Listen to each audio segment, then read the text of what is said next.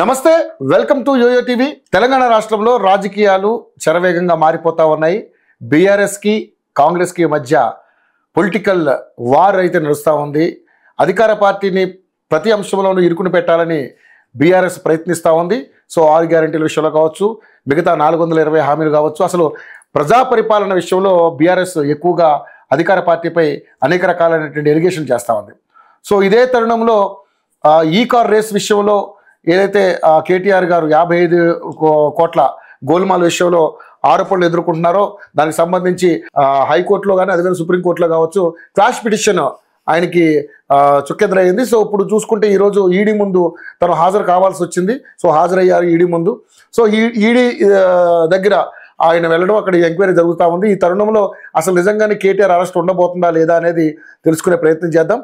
మనతో పాటు మాజీ ఆర్టీసీ చైర్మన్, మాజీ ఎమ్మెల్యే గోనె ప్రకాశ్రావు గారు మనతో పాటు ఉన్నారు. ఆయన అడుగుదాం. ఎందుకంటే ఆయన ఇలాంటి అంశాల మీద ఆయనకి అనేక రకాలైనటువంటి అనర్గళమైనటువంటి ఇష్యూస్ మీద మాట్లాడుతూ ఉంటారు కాబట్టి అసలు ఈ ఇష్యూలో ఆయనకున్నటువంటి అవగాహన ఏంటో వారి మాటలో తెలుసుకునే ప్రయత్నం చేద్దాం. నమస్కారం సార్. నమస్తే. నిజంగా కేటీఆర్ అరెస్టు ఇప్పుడా, రేపా, ఎల్లుండా రకరకాలుగా దాదాపుగా ఒక నెల రోజుల నుంచి పైనే ఇష్యూ నడుస్తూ ఉంది.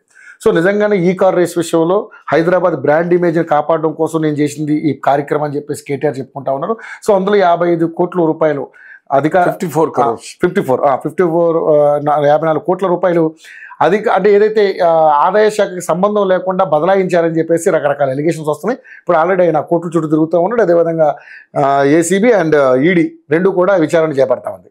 సో ఇటు హైకోర్టులో ఆయనకి క్వాష్ పిటిషన్ ఇది అవ్వలేదు, సుప్రీంకోర్టులో కూడా అవ్వలేదు. ఎందుకంటే సుప్రీంకోర్టు హైకోర్టు పరిధిలో ఉంది కాబట్టి మనం ఏం దాంట్లో జోక్యం చేసుకోవడానికి మాకు అవకాశం లేదని చెప్పేసి సుప్రీంకోర్టుకు చెప్పడం జరిగింది. ఏంటి సార్ అసలు కేటీఆర్ అరెస్టు జరుగుద్దా? ఒకవేళ అది జరిగితే తెలంగాణలో పరిణామాలు ఏ విధంగా ఉండబోతున్నాయి? సార్, నెల రోజుల నుంచి జరుగుతున్నది. ఎప్పుడైతే హెచ్ఎండిఏ మున్సిపల్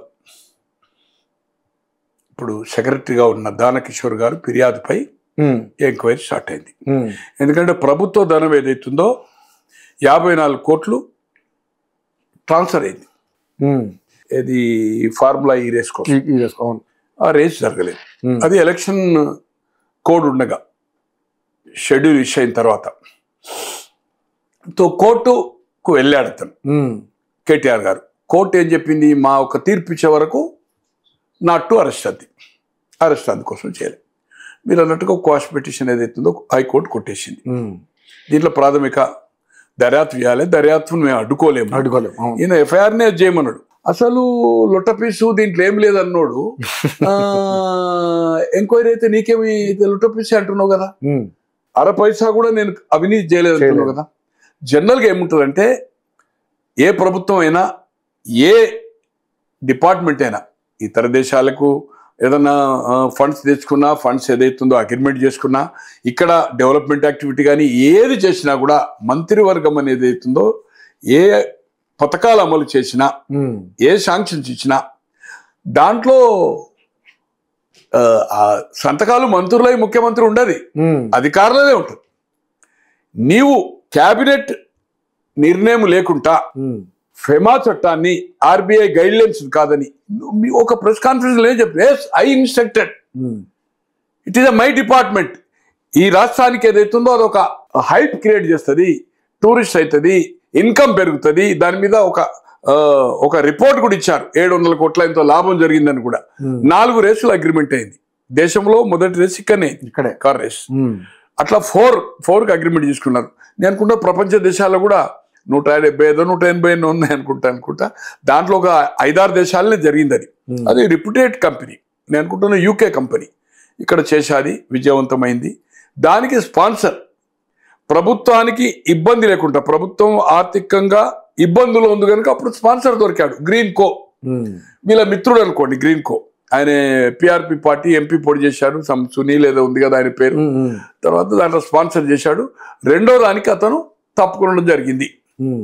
ఓ 50-60 కోట్లు ఖర్చు అయితే నాకెందుకు, ఆయన బిజినెస్ పరంగా ఆయనకు ఉండే కంపెనీ ఐటీఐ ఇన్కమ్ చూపెట్టాడు.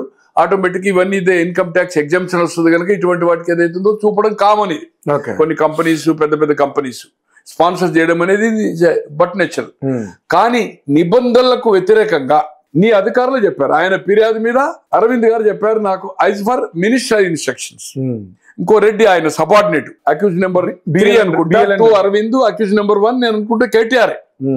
సో అతనేం చెప్పాడు, నేను as per minister instruction I followed. కింది ఆ రెడ్డి అధికారి ఏం చెప్పాడు, నాకు నా బాస్ ఏదైతుందో అరవింద్ గారు నాకు ఇన్స్ట్రక్షన్ చెప్పారు. ఇట్లా క్లారిటీ వాళ్ళది ఆల్రెడీ ఏదైతుందో ఫిర్యాదుదారుది దానకిషోర్ గారి స్టేట్మెంట్ రికార్డ్ చేశారు, వీళ్ళిద్దరు చేశారు. నౌ కేటీఆర్ది పెండింగ్ ఉండే, కోర్టు అయిన తర్వాత మళ్ళీ ఆయన వెళ్ళాడు. దాని తర్వాత ఈడీ ఎప్పుడైతే ఏసీబీ కానీ సిబిఐ అయిపోతుందో ఆటోమేటిక్గా ఈడీ ఎంటర్ అవుతుంది. ఇది ఫెమా అంటే మనీ ట్రాన్సాక్షన్ ఉంది కనుక ఏదైతుందో దీని మీద ఆరోపణలే కనుక ఆటోమేటిక్గా ఈడీ ఎంటర్ అయింది. నేను అనుకుంటున్నా ఈ రోజు ఈడీనే వాళ్ళని పిలిచింది, నాట్ ఏసీబీ. ఏసీబీ నేను అనుకుంటున్నా ఏసీబీ మళ్ళీ ఇప్పుడు ఎప్పుడైతే ఏమంటున్నారు వాళ్ళు, వాళ్ళ తాబేదారులు కానీ ఆయన కానీ ఈ రోజు కేసు ఏం లేకపోతుంటే అసలు నువ్వు ఎఫ్ఐఆర్ అసలు విచారణ జరగాలి. నువ్వెవరు నాకు న్యాయ పైస లేదంటానికి? విచారణ జరగాలి కదా. ఒక మంత్రిగా ఒక కస్టోడియన్ ఆఫ్ ఈ ప్రజాధనానికి ఏదైతుందో నువ్వు ఒక కస్టోడియన్, అటువంటిది నేవుతుందో విచ్చలవిడిగా నేను ఓవరాల్ గా ఇన్స్ట్రక్షన్ ఇచ్చి మంత్రివర్గం ఆమోదం లేదు ఎలా ఇస్తావు? అది పోనీ గవర్నర్ అయితే కాంగ్రెస్ తాబేదారు కాదు కదా. కాంగ్రెస్ దేశంలో యూపీఏ ప్రభుత్వం కాంగ్రెస్ ప్రభుత్వం కాదు కదా, బీజేపీ కదా, బద్ధ వ్యతిరేకులు కదా. ఈ రోజు గవర్నర్ ఆమోదానికి పంపింది రాష్ట్ర ప్రభుత్వం, గవర్నర్ ఆమోదం చేశారు. ఆమోదం అంటే ఇట్లా పంపింది ఏదైతుందో సంతకం పెట్టరు, వాళ్ళకు లీగల్ ఎక్స్పర్ట్ ఫార్మాలిటీస్ ఉంటాయి, వాళ్ళకి ఏదైతుందో టీం ఉంటుంది. అవన్నీ క్షుణ్ణంగా పరిశీలించిన తర్వాతనే గవర్నర్ గారు స్టేట్ గవర్నమెంట్ కు ఓకే అన్నారు. ఓకే అన్నారంటే ప్రైమా ఫసి దాంట్లో ఉంది ఖచ్చితంగా. దీంట్లో ఏదేమైనా విచారణ చేయనియండి, నీకెందుకే, నీవే రెడీ అన్నావు. నేను జైలుకు పోవడానికి రెడీ, నేను వేయాలని చూస్తున్నది. నీకు ఇక్కడ ఏదైతుందో కోర్టు సుప్రీంకోర్టు చీఫ్ జస్టిస్ ఇప్పుడు అక్కడ చేసిన విచారణ చేసిన జడ్జిను రేవంత్ రెడ్డి గారు నామినేట్ చేయలేదే నీ మీద వ్యక్తిగత కక్ష ఉండడానికి? హైకోర్టు ఆయన నామినేట్ చేయలేదే? జ్యుడిషియల్ వ్యవస్థను నువ్వు ఏదైతుందో కించపరుస్తున్నావు అంటే ఏమన్నట్టు? రైట్, ఓకే, నీకు నిజంగానే గౌరవం ఉందంటున్నారు. నీ చెల్లె అరెస్ట్ అయినప్పుడు వాళ్ళు మన ఈడీ వాళ్ళు వచ్చినప్పుడు ఇంటి దగ్గర ఎటువంటి దురుసు చేసిన అధికారుల మీద విజువల్స్ క్లారిటీగా వచ్చినాయి కదా. అధికారుల మీద ఎంత దురుసుగా ప్రవర్తించినావు నువ్వు. అటువంటిది నీకు అహంకారం ఏదైతుందో ఆ రోజు అధికారంలో ఉండే వేరే సంగతి. ఈ రోజు వాళ్ళ బావగారు హరీష్ ఉద్యమ కాలంలో అక్కడ ఎగ్జిక్యూటివ్ మన ఏపీ భవన్ లో ఒక అధికారిని, ఒక దళిత అధికారిని ఏదైతుందో గజెటెడ్ ఆఫీసర్ కొట్టిండు కదా. వీళ్ళ ప్రవర్తన ఇప్పుడు ఏం చెప్తున్నారు, మా అధికారం వస్తుంది మీ సంగతి చూస్తా. అక్కడ జగన్మోహన్ రెడ్డి గారు అదే పద్ధతిలో చివాట్లు పెట్టుండి వీళ్ళది మా అధికారే. 4 సంవత్సరాలకే అధికారం వస్తే అధికారం దగ్గర ఎవరిని చూసుకుంటానో, ఏం చేస్తానో, ఎవరికి నువ్వు మంత్రులు ఇచ్చినావు, ఎవరికి కార్పొరేషన్ ఇచ్చినావు, ఎటువంటి అధికారులను నువ్వు వేసినావు, ఇవన్నీ మనం చూసినాము. ఇవన్నీ ఉత్తర కుమార ప్రగల్భాలు కాదు. ఇప్పుడు ఉన్న ఇష్యూని ఏదైతుందో స్వయంగా మీరే ప్రెస్కి చెప్పారు. నేను రెడీ టు జైలు పోయి మంచిగా పుస్తకాలు చూసుకుంటా, ఏదైతే మన ఆసనాలు వేస్తా, తర్వాత ఇదేంటి ఫ్రెష్ గా వచ్చేదో పాదయాత్ర చేస్తా. పాదయాత్ర చేసిన వాళ్ళు, జైలు పోయిన వాళ్ళందరూ ముఖ్యమంత్రులు అయినారు. జగన్మోహన్ రెడ్డి గారు కానీ, రేవంత్ రెడ్డి గారు, చంద్రబాబు గారు ఈ రాష్ట్రాల్లో, ఈ ఉమ్మడి రాష్ట్రాల్లో 2 రాష్ట్రాలు, అక్కడ ఇద్దరు ఇక్కడ ఒకరు అయినరు. నేను కూడా ముఖ్యమంత్రి అయితే అనే పద్ధతిలో నీవు నీ తాబేదారులంతా మాట్లాడిండ్రు. కానీ నీకంటే ముందు మీ చెల్లె పోయింది కదా.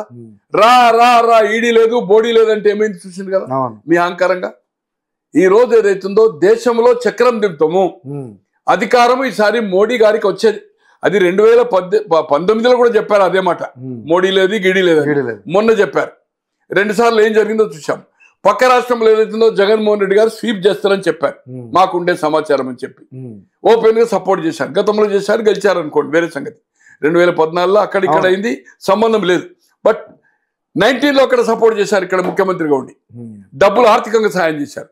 మొన్న అధికారం వస్తుందని తండ్రి కొడుకులు ఇద్దరు ఓపెన్ గా ప్రెస్ ఇంటర్వ్యూలో చెప్పారు. ఈయన ఇంటర్వ్యూలో ఆయన ప్రెస్ కాన్ఫరెన్స్ చెప్పాడు, నాకుండే సమాచారం పక్కా వస్తుందని, మేము చక్రం దింపుతాము.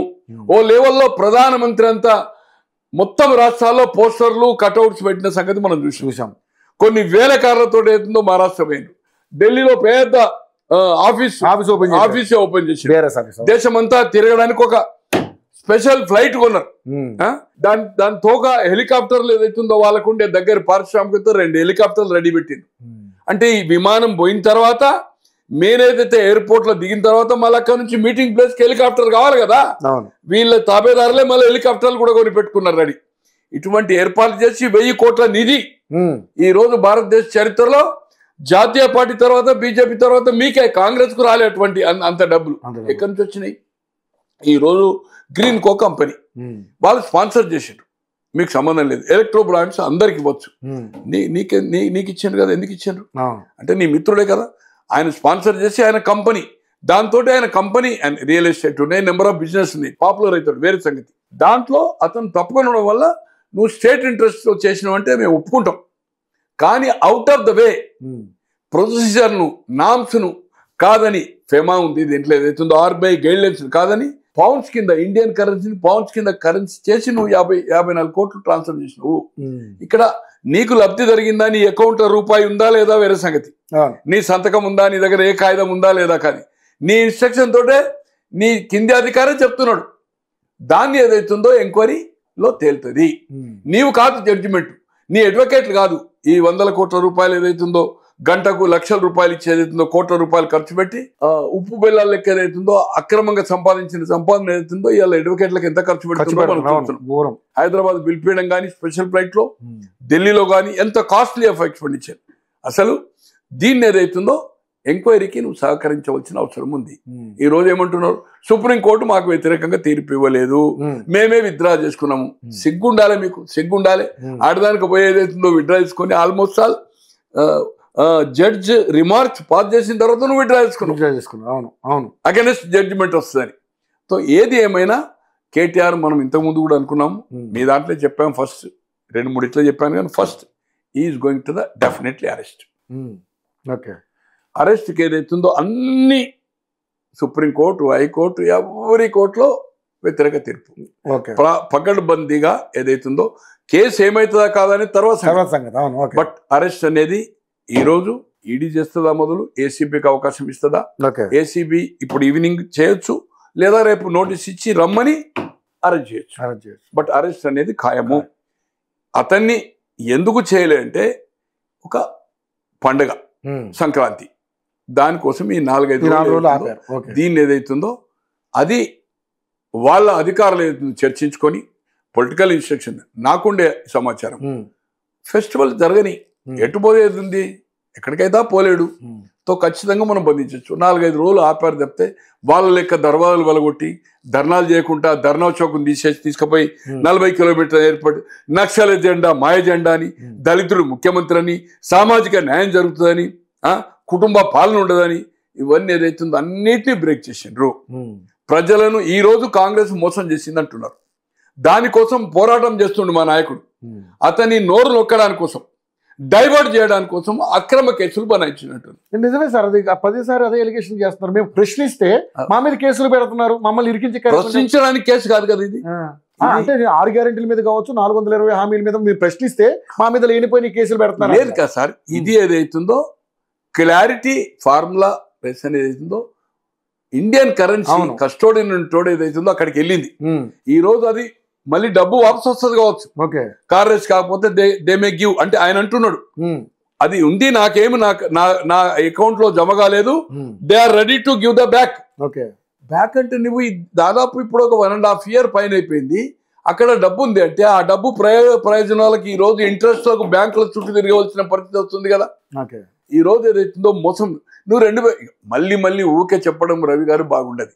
2014లో వాళ్ళు ఏమి హామీ ఇచ్చారు, 2018లో ఏమి ఇచ్చారు, అక్కడ 3 ఇక్కడ 2, ఏదో ఒకటి అమలు చేయకుండా ఎక్కడైతే డబ్బులు వస్తాయో అటువంటి స్కీములే చేసి లక్షల కోట్లు ఏదైతుందో ఈ రోజు ఆర్థికంగా ఇబ్బంది పెట్టి 7 లక్షల కోట్లు అప్పులు చేసి మిగులు బడ్జెట్ తో ఇచ్చిన రాష్ట్రం 2014లో.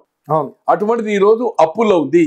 నెలకు 6,500 నుంచి 7,000 కోట్ల రూపాయల వరకు అసలు వడ్డీ కట్టడం జరుగుతుంది పర్ మంత్. ఇప్పుడున్న ప్రభుత్వం 1/3 ఈ రోజు 1,20,000 కోట్ల ప్రాజెక్ట్ ఏదైతుందో ఎటువంటి పరిస్థితిలో ఉంది, ఎన్ని ఎకరాలు పారుతుంది అనేది వాళ్ళే చెప్పాలి.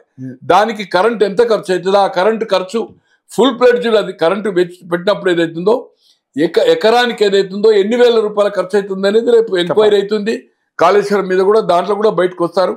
రేపు ఫోన్ ట్యాపింగ్ ఉంది, ప్రభాకర్ రావు గారు వచ్చినాక ఇవన్నీ ఉన్నాయి. దీన్ని కక్ష సాధింపు అనేది అన్నారు. మీరు ఇలా రేవంత్ రెడ్డి గారు డోన్ దానికోసం నువ్వు అరెస్ట్ చేయించినావు కదా, అతని కూతురు పెళ్ళప్పుడు లోపల ఇప్పించినావు కదా, కూతురు ఎంగేజ్మెంట్ కు. ఘోరం. కోదండరామ్ గారు నీ ఉద్యమానికి ఏదైతుందో జేఏసీ నాయకుడు ఉంటే ధర్నాకు పోతే దర్వాజాలు వలగొట్టినావు కదా అన్న. అక్కడ ఆంధ్రలో ఏదైతే పరిస్థితి చేసినారో గోడలు దునికి దర్వాజాలు వలగొట్టి ఎక్కడ పోతారన్న? ఒక 15-20 మంది పోలీస్ తోటి గృహ నిర్బంధం చేయొచ్చు, మార్నింగ్ అయిన తర్వాత పట్టుకొని పోండి. అలాగనైతే నిన్ను గుంజుకపోలే కదా, నీకు నోటీసులు ఇచ్చే చేస్తున్నారు కదా. ఈ రోజు ఏదైతుందో ప్రొసీజర్స్ ను, నేను కాంగ్రెస్ ను కాదు, నాకు టీఆర్ఎస్ వ్యతిరేకంగా బీఆర్ఎస్ వ్యతిరేకం కాదు, కాంగ్రెస్ ఫర్ కాదు, బట్ అంత దుర్మార్గంగా ఈ రోజు అక్కడ చంద్రబాబు ప్రభుత్వం కానీ జగన్మోహన్ రెడ్డి గారు చేసినట్టు చేయకుండా ప్రొసీజర్స్ ను ఫార్మాలిటీని ప్రాపర్ గా చేస్తున్న తప్పితే దూకుడు చర్యగా అధికారులు దాడి చేసి దర్వాలు బలగొట్టి ఇష్టం ఉన్నట్టుగా చేయడం లేదు. పకడ్బందీగా కేసు పెట్టి నోటీసులు ఇచ్చి పిలిచి అరెస్ట్ చేస్తున్నారు.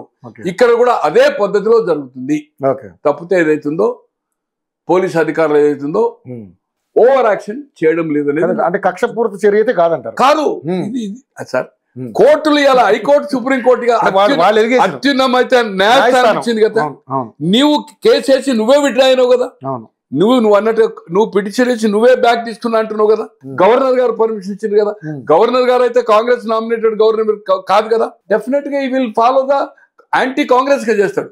దాంట్లో చట్టబద్ధంగా ఉంది కనుక, న్యాయంగా ఉంది కనుక, కేసు పర్ఫెక్ట్ ఉంది కనుక ఇది ఇన్వెస్టిగేషన్ చేయాలనే ఉద్దేశంతోనే గవర్నర్ గారు పర్మిషన్ ఇచ్చింది.